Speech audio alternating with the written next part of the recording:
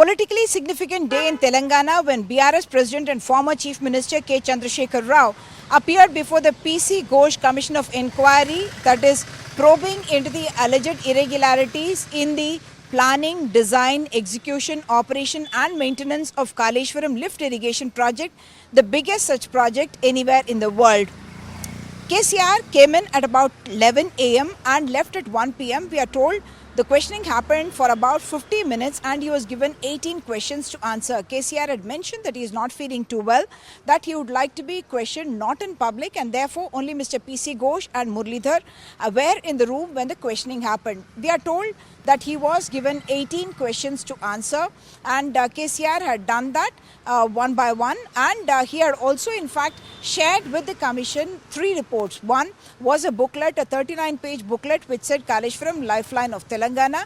The second one was GO 45, in which mentioned about the responsibility of engineers and the allocation of work there itself, and also an operations and maintenance manual. All these 3 documents were shared by him with the commission.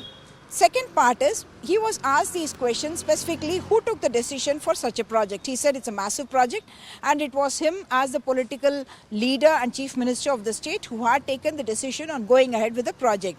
But he had mentioned that all other technical decisions were taken by the engineers who were involved in it. He in fact mentioned that as many as 4,000 engineers had been involved in the implementation of this project, and of course not just the irrigation department engineers but several other sectors were also involved in this operation. One question that was asked was about the relocation of the barrages, that who had taken the decision on the relocation of the barrages and re-engineering of the barrages as well.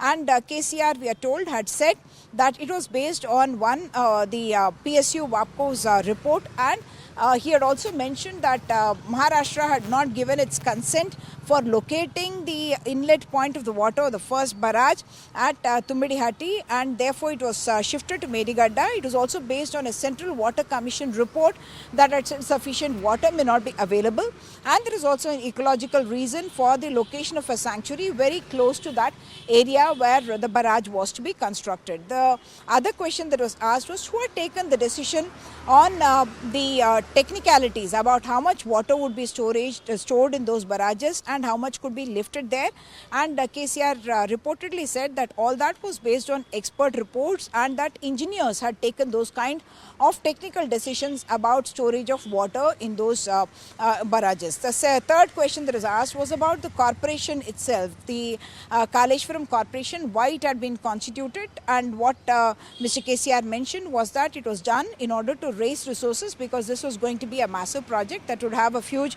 financial cost, and therefore the Kaleshwaram Corporation had been created. He had also mentioned to the commission that all decisions that were taken had followed due procedure and process, and that there was transparency in the decision making, and that the cabinet had in fact was in the loop when all these decisions were taken, and he had also shared with the commission documents to support that, as well as the CWC reports that they had got, and it also mentioned that they had got all the central government clearances for going ahead with the project itself.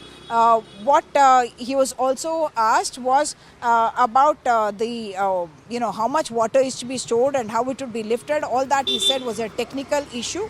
And KCR had also mentioned that while the political decision had been taken by him for going ahead with the project, every other technical detail was done in consultation with, and decision was taken by the engineers who were involved in this particular project. Politically speaking, the BRS has said that all the Commission of Inquiry is politically motivated, and they believe that the Vigilance and Enforcement Directorate, which has given a recommendation for prosecution proceedings to begin, they believe that all that is also politically motivated, and they are pointing fingers even at the National Dam Safety Authority, which of course is a central authority, and KT Ramarao told NDTV that NDSA had turned a blind eye when accidents had happened elsewhere, but was taking a keen interest in what has happened in Telangana, pointing out that there is no loss of life, nor was any other kind of destruction happened. It is only 2 pillars out of about 300 pillars that had developed cracks and had sunk, and that was being made out to be